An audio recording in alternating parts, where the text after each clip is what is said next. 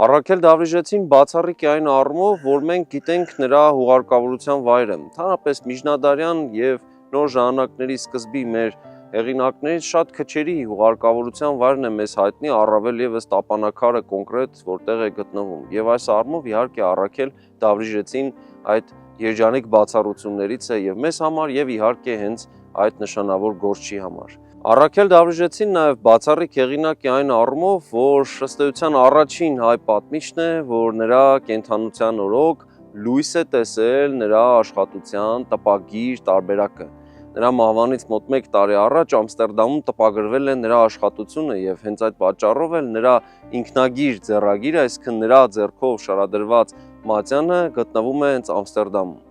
Այս առումով ստացվում է Առաքել Դավրիժեցին բացառիկ հայ պատմիչ է, որի եւ ուղարկավորության վայրը գիտենք, նրա հանգստարանը եւ տապանակարը կոնկրետ, եւ միևնույն ժամանակ նա այն բացառիկ հեղինակն է, որի աշխատությունը տպագրվել է նրա կենդանության օրոք։